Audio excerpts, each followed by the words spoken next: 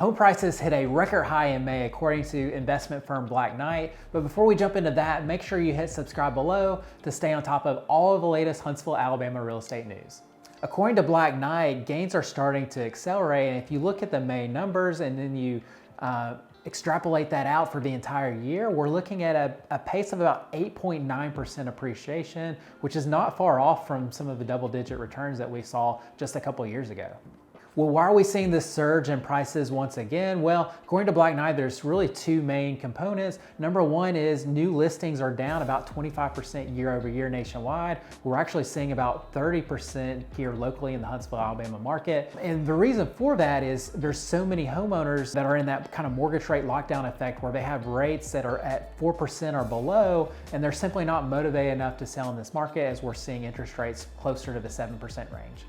The second big key is buyers are simply just getting more accustomed to the higher interest rates, which really are high historically, if you look at the last 50 or so years, but they are high for the last 20 years. And so buyers are starting to get accustomed to this kind of new norm that we're seeing with interest rates. They got accustomed to 6%, now they're getting more accustomed to 7%, which is pushing prices higher and higher. We're now sitting at a median price of existing homes at $396,100 in May nationwide versus $314,400 here in the local market. So North Alabama is much more affordable than the rest of the nation. But if you do look at just the average price here in Huntsville, we're not too far off of the national number, coming in at $387,000 for that average price here in the Huntsville market. So you might be asking where are all these buyers coming from if there's all this would-be inventory sitting on the sidelines, kind of shackled by these lower mortgage interest rates. Well, it really comes down to two things. It always comes down to cash and the Ds.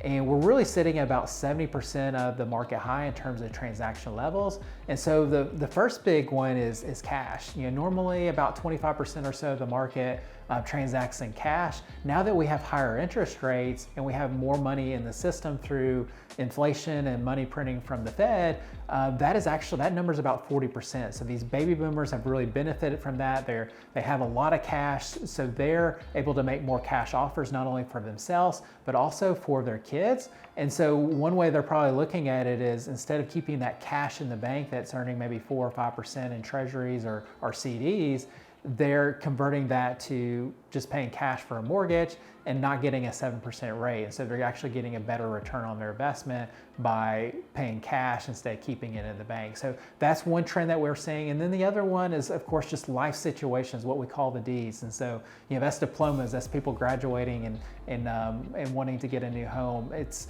also distance. So, getting a new job or wanting to move closer to family, that creates a lot of mobility as well. And then kind of the unfortunate things of life as well, like divorce and death. But then you also have, pleasantries like you have diapers as well. So new kids need additional bedrooms in your homes. So with the Ds and the cash, that's equating to 70% of the highs. And that's really where we're seeing most of the volume in this market right now.